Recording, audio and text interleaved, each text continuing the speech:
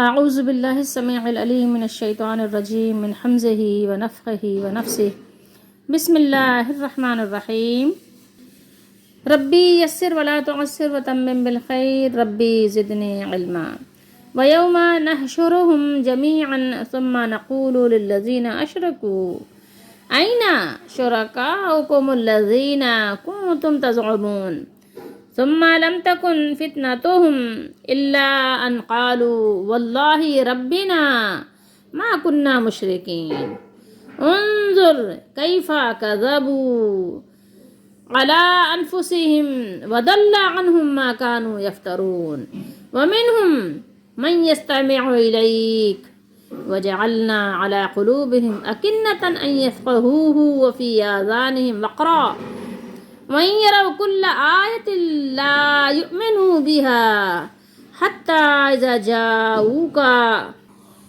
يُجَادِلُونَكَ يَقُولُ الَّذِينَ كَفَرُوا إِنْ هَذَا إِلَّا أَسَاطِيرُ الْأَوَّلِينَ وَهُمْ يَنْهَوْنَ عَنْهُ وَيَنْأَوْنَ عَنْهُ وَإِن يُهْلِكُونَ إِلَّا أَنفُسَهُمْ وَمَا يَشْعُرُونَ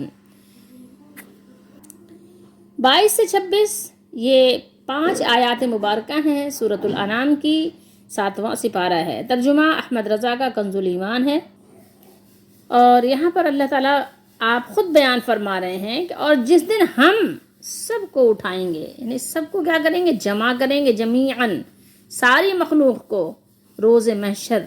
محشر کہتے ہی جمع ہونے کے دن کو ہیں، جمیعاً اس نے اور مزید اس کو یعنی کہنا چاہیے کہ اس کی تاکید کر دی کہ اللہ تعالیٰ اس دن سب کو اکٹھا کریں گے، اٹھائیں گے، پھر مشرکوں سے فرمائیں گے کہاں ہیں تمہارے وہ شریک؟ آئینہ کہاں چلے گئے وہ سارے؟ کہاں گم ہو گئے؟ نظر نہیں آ رہے ہیں؟ آج تمہاری کچھ خیر خواہی کریں، کہاں ہیں وہ؟ آئینہ کہاں ہیں تمہارے وہ شریک؟ شرکا، شریک کی جمع ہے یہ، جتنے بھی جس طرح کے بھی تم شریک ٹھہراتے تھے، جس کو بھی سمجھتے تھے کہ آج تمہاری کوئی ہیلپ کریں گے، کہاں ہیں وہ جن کا تم دعویٰ کرتے تھے، جن کا دعویٰ تھا کہ تمہارا بوجھ اٹھا لیں گے، کچھ تمہاری جو ہے مددگاری کریں گے، اللہ تعالیٰ سے معاف کروا دیں گے تمہیں؟ کہاں ہیں وہ جن کا دعویٰ تھا؟ تزعمون، زعم تھا تم کو، اردو میں بھی آپ زعم بولتے ہیں نا کہ بڑا زعم ہے اس کو، بڑا زعم تھا تمہیں، یہ جمع کی صیغے یہاں پہ۔ پھر ان کی کچھ بناوٹ نہ رہی، جو باتیں انہوں نے بنائی تھیں، جو فتنہ پروری انہوں نے زمین پہ برپا کر رکھا تھا، اس دن وہاں کچھ بھی ان کے پاس باقی نہیں رہی دنیاوی تصنع اور بناوٹ، مگر یہ کہ بولے، کہا ہمیں اپنے رب اللہ کی قسم کہ ہم مشرک نہ تھے۔ دیکھا آپ نے، دنیا میں بھی یہی کارنامہ کرتے ہیں نا، جھوٹ بول دو بس فوراً، لیکن وہاں چلے گا نہیں، یہ بس کہنے کی بات تھی، انہوں نے کہہ دیا ما کننا مشرکین، ہم تو مشرک تھے ہی نہیں نا۔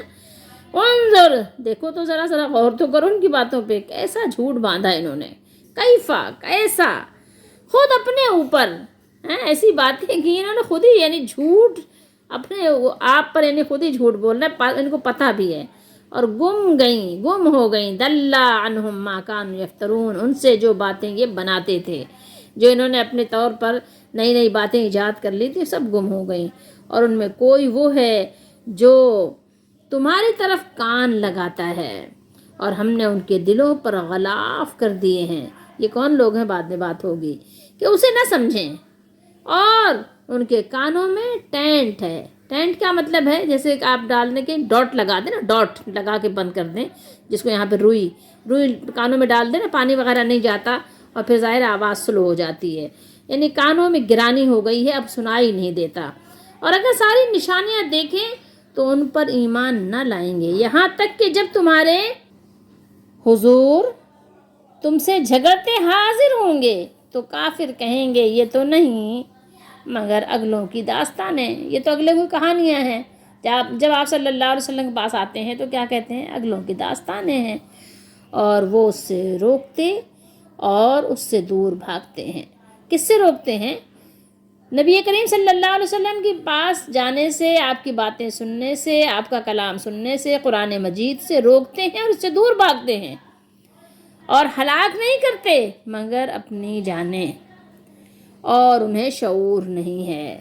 آج بھی کچھ لوگ ہیں کہتے ہیں قرآن نہیں پڑھو، قرآن اگر پڑھنا ہے تو ایسے الفاظ پڑھ لو، ترجمہ مت پڑھو، سمجھو نہیں۔ کفار مکہ اور ہمارے مفتی آپ دیکھیں تو ان میں کچھ آپ کو مشابہت نظر آتی ہے، مماثلت نظر آتی ہے۔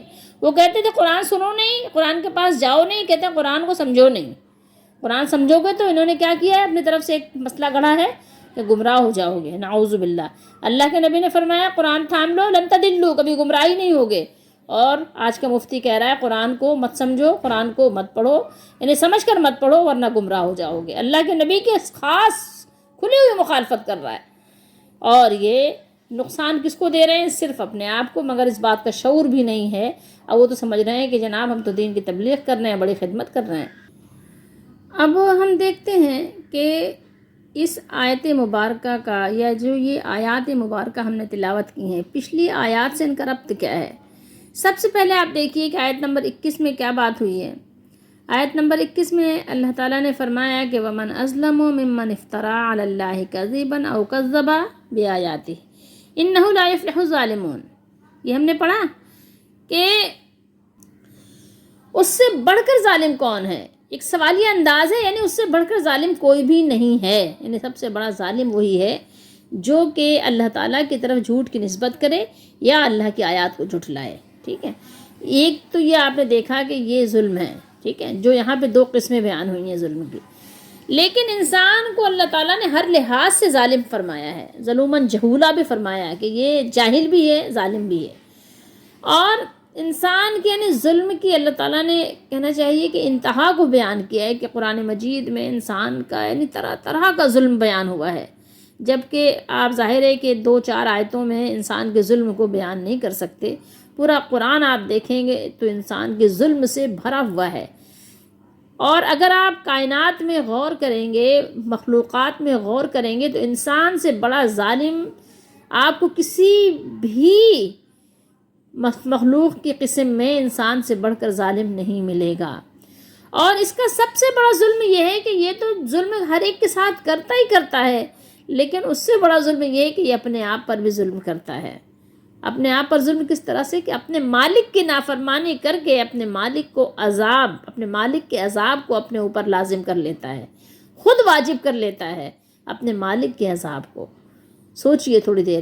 اور دوسرے لحاظ سے اگر آپ اس کو دیکھیں ظالم، دنیاوی لحاظ سے بھی، تو آپ جتنی بھی مخلوق دیکھیں گے، ایون یہ کہ درندے آپ نے دیکھیں، شیر ہے، چیتا ہے، بھیڑیا ہے، جس قسم کے بھی درندے ہیں، یہ کتے ہیں، جنگلی کتے ہوتے ہیں، یا یہ بتکے ہوئے ہاتھی وغیرہ ہوتے ہیں، جو بھی یعنی آپ درندے دیکھ لیں، جس قسم کے بھی درندے ہوں، آپ جب بھی دیکھیں گے تو یہ کبھی بھی شکار کرنے کے لیے، کبھی بھی اپنے پیٹ کو بھرنے کے لیے اپنی جو ان کی قسم ہے،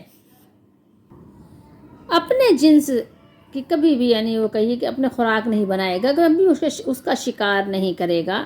یعنی اگر آپ کہیں جیسے کلی عرضی، کلی ذاتی وغیرہ جو ہم پڑھتے ہیں منطق وغیرہ میں، تو اس لحاظ سے اگر آپ دیکھیں گے تو جو اس کی یعنی کیٹیگری میں آتے ہیں، کبھی ایسا تو نہیں آپ نے دیکھا ہوگا کہ شیر کو بھوک لگے تو وہ شیر کا شکار کرے، کبھی بھیڑیوں کو بھوک لگے تو بھیڑیے کا شکار کرے، کبھی ہاتھی کو بھوک لگے تو ہاتھی کا شکار کرے۔ ایسا تو آپ نے کبھی بھی نہیں دیکھا ہوگا۔ تو یہ قانون تو جنگل میں بھی نہیں ہے کہ وہ اپنے ہی ہم جنس کا شکار کرے، نہیں کرتے، کبھی بھی نہیں کرتے، ٹھیک ہے۔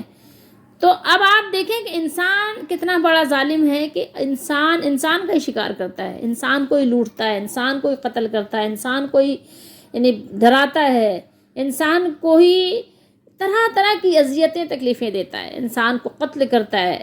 انسانوں ہی میں نمرود آئے، حامان آئے، فرعون آئے، شداد آئے، جلاد آئے، اور نہ معلوم کیا کیا درندے انسانوں میں آئے۔ اتنے آپ کو کسی مخلوق میں فراوانی کے ساتھ تعداد نہیں ملے گی، الا یہ کہ کوئی پاگل کتا وغیرہ ہو، کوئی دیوانہ ہو، وہ اور بات ہے۔ لیکن انسانوں میں جو اپنے آپ کو عقل مند، باشعور اور سمجھدار سمجھتے ہیں، اور بہت آپ اگر ان کے ساتھ بیٹھیں تو ایسے یعنی صوفیانہ اور ایسے ہی قابلانہ اور عاقلانہ گفتگو کریں گے کہ آپ حیران و ششدر رہ جائیں۔ لیکن اگر آپ ان کو پھر دیکھیں گے حقیقت کی دنیا میں، تو اتنے بڑے درندے ہوں گے کہ جب بھی آپ حیران رہ جائیں گے، دونوں صورتوں میں آپ حیران رہ جائیں گے۔ تو سب سے بڑا ظالم انسان ہے کہ یہ اپنے آپ کو نہیں دیکھتا۔ چلیں یہ تو اپنے ہم جنس کا شکار کرتا ہے، لیکن اپنے مالک کے نافرمانی کر کے اپنے آپ پر ظلم ڈھاتا ہے، تو اس سے بڑھ کر ظالم کوئی نہیں ہے۔ تو یہاں اللہ تعالیٰ نے یہاں یہ بتایا کہ اس دن سے ڈرو۔ اگر تمہیں نہیں ڈر لگتا، تم اپنے آپ پر ظلم ڈھا رہے ہو، تو ڈرو اس دن سے کہ جس دن اللہ تعالیٰ تمہارا مالک، تمہارا مولا، تمہارا مددگار، تمہارا حامی و ناصر تم کو جمع کرے گا، اور سب اکٹھے جمع ہوں گے۔ دنیا میں تو کسی کے سامنے اگر کوئی ایک تھپڑ آپ کو مار دینا تو پھر آپ شرمندہ ہو جاتے ہیں۔ دنیا میں آپ لوگوں کے سامنے اپنی عزت کا بھرم رکھتے ہیں، تو اس دن آپ کا بھرم کہاں چلا جائے گا؟ تو کیا آپ کا اس دن ایمان نہیں ہے اس دن پر کیا، جو آپ ایسا کر رہے ہیں؟ ہم سب کو جمع کریں گے۔ اگر تمہیں ویسے نہیں ڈر لگتا، ویسے تم ظلم سے باز نہیں آتے، تو کم از کم اپنے حال پر، اپنے آپ پر تو رحم کرو کہ اللہ تعالیٰ جس دن سب کو جمع کریں گے اور پھر پوچھیں گے کہ بتاؤ تم نے جو اپنے آپ پر اتنا بڑا ظلم کیا، اللہ کا شریک ٹھہرایا، تو اب بتاؤ کہاں ہے آج تمہیں وہ کون آ رہے ہیں بچانے کے لیے؟ ہم نے تم کو اس سے پہلے آگاہ کر دیا تھا، خبردار کر دیا تھا کہ کائنات میں کوئی بھی اللہ کے سوا کوئی بھی اختیار رکھنے والا نہیں ہے، سب پر وہ غالب ہے، سب کچھ جاننے والا ہے، وہ بے عیب ہے، وہ سبحان ہے، وہ خطا سے پاک ہے، وہ سوتا نہیں ہے، وہ سب کا نگہبان ہے، سب کو امان دینے والا ہے، وہ ہمیشہ زندہ اور ہر وقت بیدار ہے، ہر چیز پر نگہبان ہے، سارے اختیارات اسی کے ہاتھ میں ہیں، ہر شے چاہے وہ یعنی خوشی سے چار و ناچار اس کی تابع و فرمان ہے۔ آپ اپنے جسم کو ہی دیکھ لیں، آپ کا جسم بھی اپنے مالک کا فرم بردار ہے، اس کا حکم ہوتا ہے تو کھا سکتے ہیں، حکم نہیں ہوتا آپ ایک لقمان در نہیں کر سکتے، ایک گھونٹ نہیں پی سکتے، ترس کے جو ہے انسان مر جائے لیکن نہیں پی سکتا اگر اس کا حکم نہ ہو۔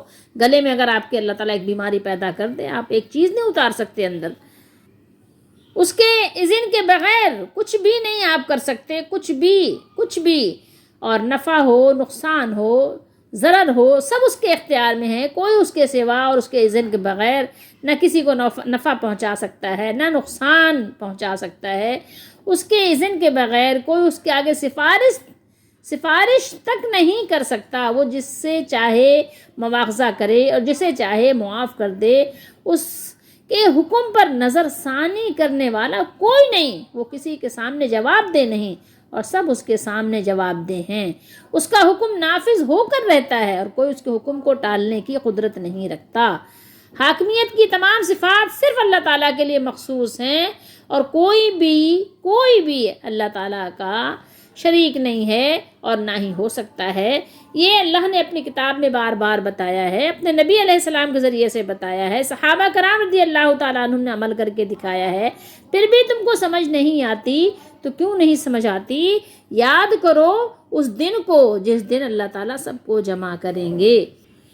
اس عدالت کو ذرا ذہن میں رکھیے، یہ عدالت کوئی دنیاوی عدالت نہیں ہوگی، دنیاوی ججز نہیں ہوں گے، یہ دنیا کے قاضی نہیں ہوں گے، یہ سپریم کورٹ کی عدالت نہیں ہوگی، یہ اللہ کی عدالت ہوگی، جس کو آپ سپریم کیا کہیں گے آپ کہ وہ تو سپریم کا بھی سپریم ہے، کیا کہیں گے بتائیے ذرا غور کیجئے کہ اس دن آپ اس کی عدالت میں کھڑے ہوں گے، وہ سوال کرے گا اینا شرکا، کہاں ہیں تمام تمہارے شرکا جن کو تم نے دنیا میں اللہ کا شریک بنا لیا تھا، سمجھ رکھا تھا کہ ہاں یہ بھی کچھ کر دیں گے تمہارے لیے؟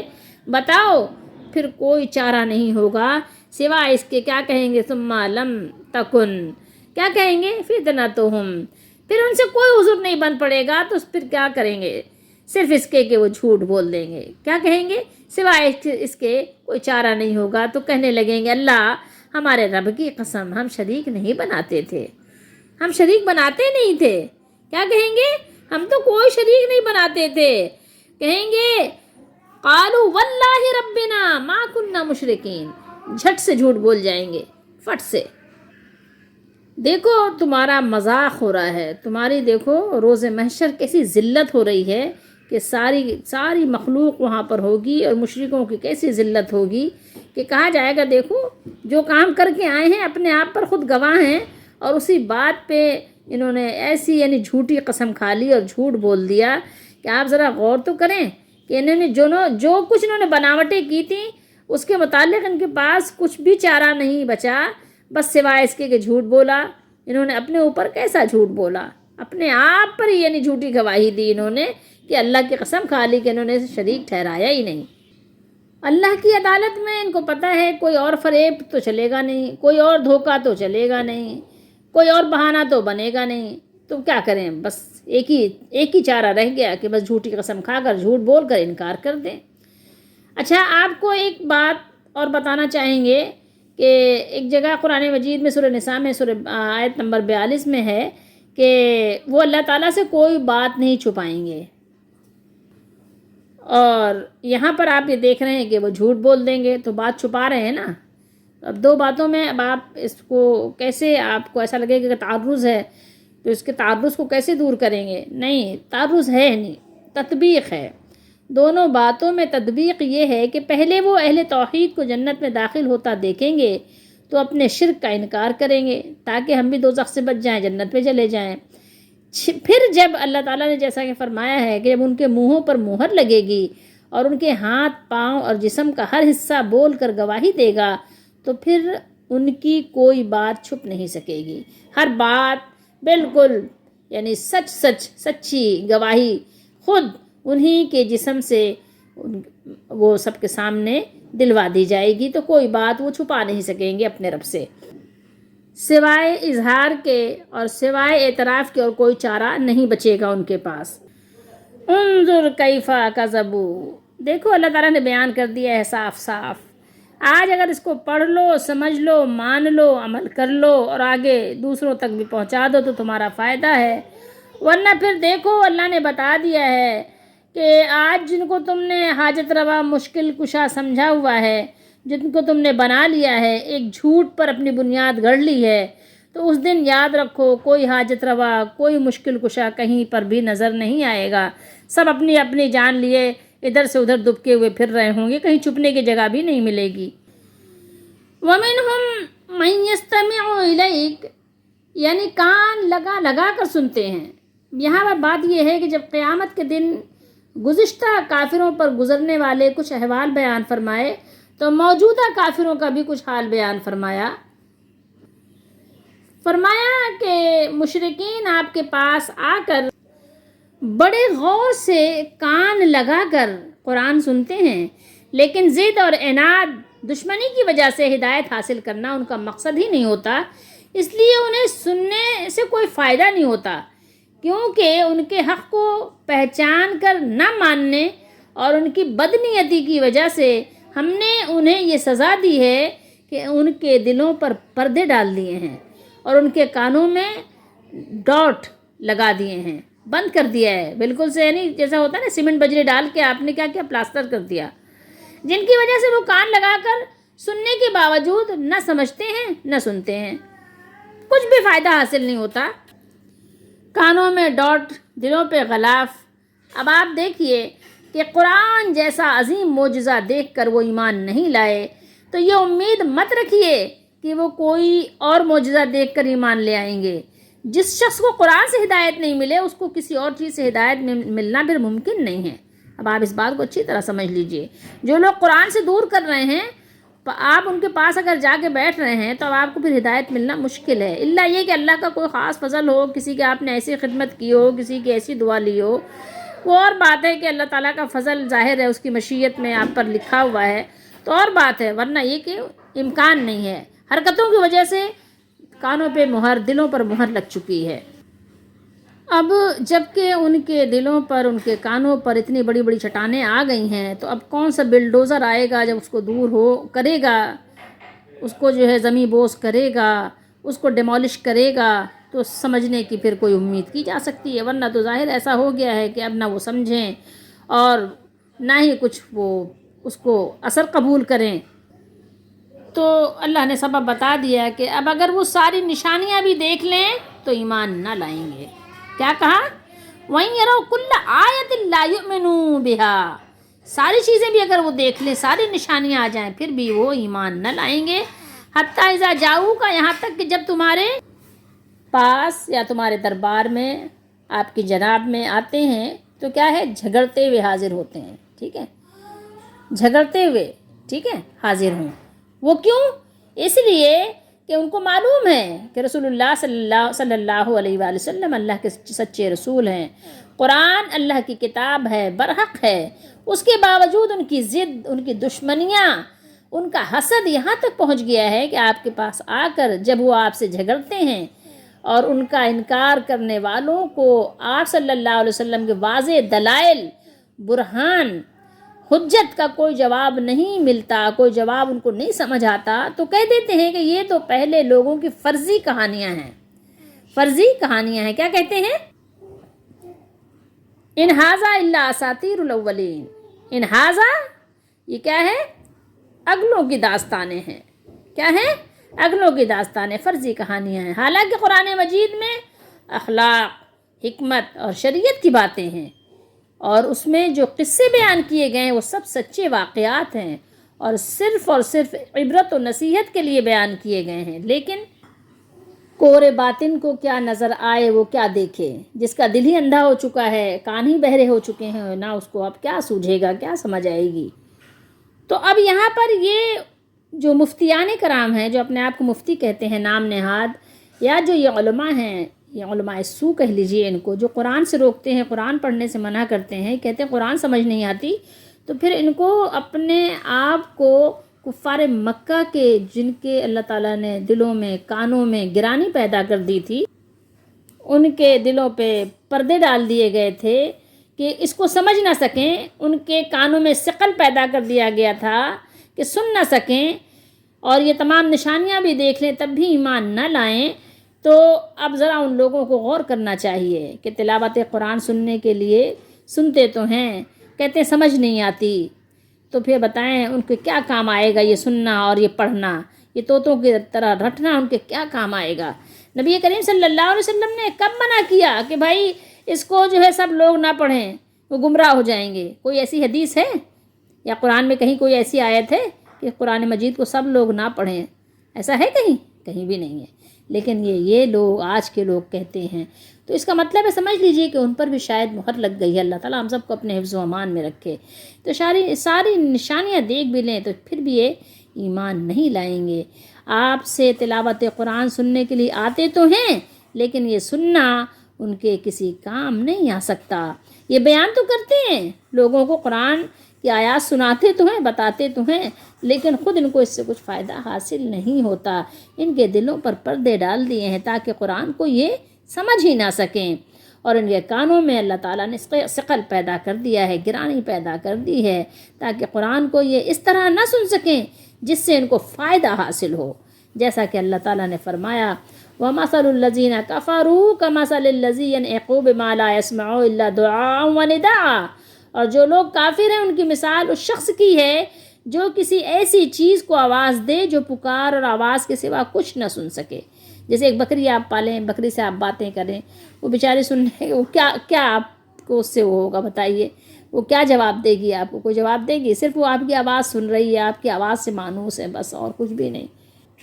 وَهُمْ يَنْهَوْنَ عَنْهُ وَيَنْأَوْنَ عَنْهُ، اور اب یہ ذرا غور کیجئے، غور کرنے کی بات ہے، خود بھی اس سے دور رہتے ہیں اور اس طرح یہ ان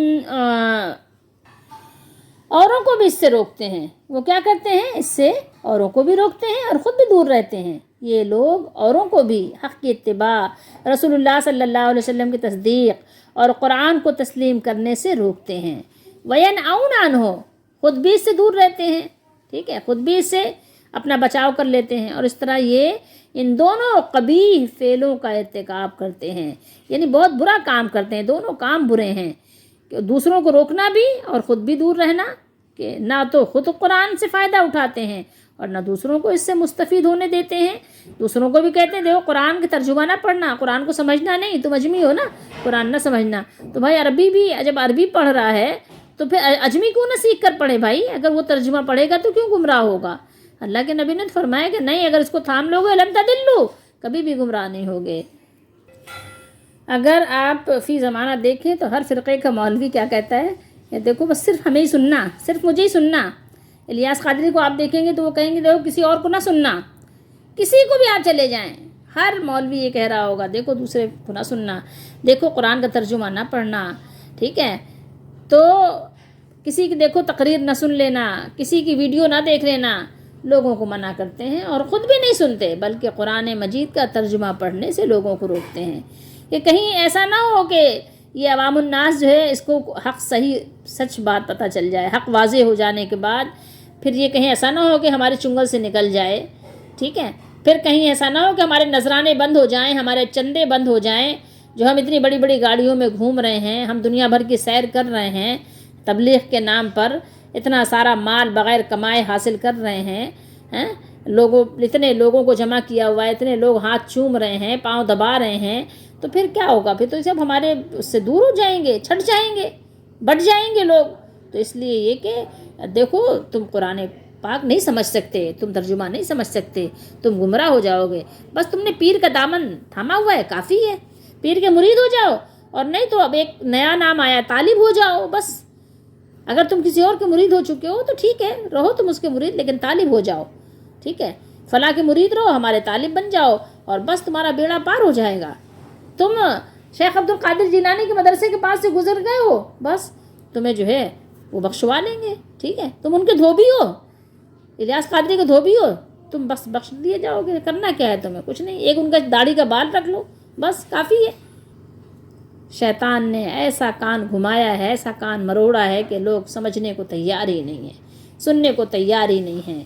تو اللہ نے پھر فرمایا، کیا فرمایا؟ دیکھیے وَإِن يُهْلِكُونَ إِلَّا أَنفُسَهُمْ، یعنی ایسا کرنے سے وہ اللہ تعالیٰ اور اس کے دین کا کچھ نہیں بگاڑ سکیں گے، بلکہ اپنی ہی ہلاکت کا سامان کر رہے ہیں، اور یہ سمجھتے ہی نہیں کہ ایسا کرنے سے ہم اپنا ہی نقصان کر رہے ہیں، اپنے آپ کو ہلاک، تباہ اور برباد کر رہے ہیں۔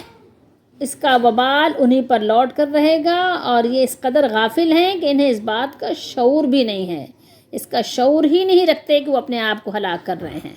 ہلاکت انہی کی ہو رہی ہے، لیکن سمجھ نہیں رہے ہیں، سمجھ رہے ہیں کہ جناب ہم تو بس یہی جو نعرے آج لگ رہے ہیں ہمارے لیے ہمیشہ روز محشر بھی شاید یہی نعرے لگیں گے۔ اب آئیے ہم لوگ اپنے لیے اس میں سبق تلاش کرتے ہیں کہ ہمارے لیے ان آیات میں کیا سبق ہے۔ ہمارے لیے بہت سارے سبق اس میں پوشیدہ ہیں، آئیے اپنے لیے سبق نکالیں اور اپنے سبق کو یاد کریں اور اپنے امتحانات کی تیاری کریں، تاکہ نمبر زیادہ سے زیادہ حاصل کریں اور پورا پیکج حاصل کر کے جہنم سے بچاؤ اور جنت میں داخلے کی بھرپور کوشش لگا دیں اپنی۔ اللہ تعالی ہم سب کو توفیق دے۔ لیکن دیکھیے یہاں پر ایک چیز ہے جو غور کرنے کی ہے کہ اگر آنے والی کوئی مشکل، کوئی پریشانی کو آپ کو پہلے سے خبردار کر دیا جائے، آگاہ کر دیا جائے، تو آپ لازمی بات ہے کہ خبردار کرنے والے کے شکر گزار ہوں گے۔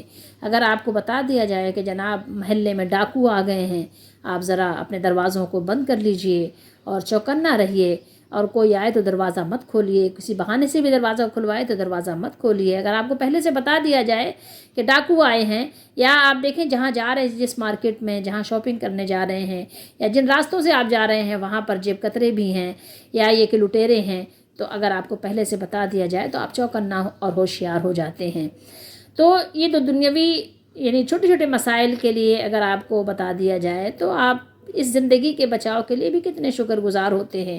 جو آخرت کی زندگی ہے، جہاں آپ کو ہمیشہ رہنا ہے، وہاں کی جو مشکلات ہیں، پریشانیاں ہیں، جو ذلت ہے، جو رسوائی ہے، جو شرمندگی ہے، اس کے بارے میں ہمارے مالک و خالق نے ہم نے پہلے سے خبردار کر دیا، تو ہمیں اپنے مالک کا کتنا شکر ادا کرنا چاہیے، نہ کہ یہ کہ ڈھیٹ بن جانا چاہیے۔ بتائیے کیا ہے یہاں پر؟ دیکھیے سبق ہے کہ قیامت کے دن کی ذلت اور رسوائی کی کوئی حد نہیں ہوگی، ٹھیک ہے۔ سب منکروں کو، مشرکوں کو، سرکشوں کو اللہ تعالیٰ اپنے دربار میں کھڑا کریں گے۔ اللہ تعالیٰ ان سے پوچھیں گے کہاں ہیں وہ تمہارے، کہاں ہے حاجت روا مشکل کشا، جن کو تم اللہ تعالیٰ کے برابر سمجھتے تھے کہ ان کو عطائی، ان کو تصرف دیا گیا ہے، آج بتاؤ، آج ان کو بلاؤ، کہاں ہیں کہ وہ تمہیں ہمارے عذاب سے نجات دلائیں، آج بلاؤ نا۔ تو آج ہی ہمیں چاہیے کہ ہم ہوشیار ہو جائیں اور اللہ کے سوا کسی کو حاجت روا مشکل کشا نہ سمجھیں، ٹھیک ہے۔ کسی کا ادب کرنا اور ہے، احترام کرنا اور ہے، خدمت کرنا اور ہے، دعا کرانا اور ہے، ٹھیک ہے۔ کسی کی دین اسلام کی، قرآن کی بات کسی سے سننا اور پھر اس کی بات کو توجہ سے سننا، اس کا ادب کرنا اور ہے، لیکن یہ ہے کہ کسی کو اللہ تعالیٰ کے دربار میں حاجت روا مشکل کشا سمجھنا، کسی کو دور سے پکارنا کہ پیر صاحب آپ کے بیٹھے ہوئے ہیں کہیں اور، کسی اور بلڈنگ میں آپ کہیں اور بیٹھے ہیں، وہاں سے آپ بغیر موبائل کے پکارنے لگ جائیں تو بھلا بتاؤ تو صحیح، کون عقل والا کہے گا کہ ہاں وہ آپ کی مشکل پوری کر دیں؟ وہ تو سو رہے ہیں وہاں پہ، ان کو تو پتہ بھی نہیں ہے، آپ کے پکارنے کی خبر بھی نہیں ہے. تو ہوشیار ہو جائیں، ٹھیک ہے؟ وہاں کوئی نجات نہیں دلانے آئے گا، یہ سب دھوکہ بازی ہے. اور دیکھیے پھر آگے اللہ تعالیٰ نے کیا بیان کیا. یہ فتنہ تو آپ جانتے ہیں کہ فتنے کا کیا معنی ہے. فتنے کا لغوی معنی ہے پرکھنا، آزمائش کرنا، ٹھیک ہے؟ بہت سارے اس کے معنی ہیں، لیکن یہاں فتنے سے مراد کیا ہے؟ عذر ہے اور بہانہ ہے. یہاں بتایا جا رہا ہے کہ میدان محشر میں اس مالک حقیقی کے دربار میں انہیں پیش کیا جائے گا، ہم سب کو پیش کیا جائے گا، اور اللہ تعالیٰ کے غضب سے کوئی بچانے والا نہیں ہوگا. یہاں کوئی پولیس والے کے سامنے اگر کوئی مجرم کھڑا ہو تو تھر تھر کانپ رہا ہوتا ہے، وہ تو اللہ تعالیٰ کی بارگاہ ہوگی، اللہ تعالیٰ کی بارگاہ کا مشاہدہ کر رہے ہوں گے. تو ذرا آپ بتائیے کہ وہاں پر کیا حال ہوگا جب آپ اپنے حقیقی مالک کے دربار میں کھڑے ہوں گے. وہاں پر سب کے سامنے، اپنے مالک کے سامنے بھی، تمام مخلوق کے سامنے بھی، جب آپ کا وہاں محاسبہ ہوگا. تصور کیجئے اس دن کے بارے میں، تصور کیجئے کہاں چلے گئے تمہارے سارے یہ جن کو تم نے بنائے ہوئے تھے. کسی دیوی، کسی دیوتا، کسی بت، کہیں پہ کسی کا نام و نشان تک نہیں ہوگا. آؤ آج ہی توبہ کر لو اور شرک سے باز آ جاؤ، ہر طرح کے شرک سے انکار کر دو، ہر طرح کے شرک سے توبہ کر لو، اور ایک اللہ کی عبادت کے کیا بن جاؤ؟ فرما بردار بن جاؤ،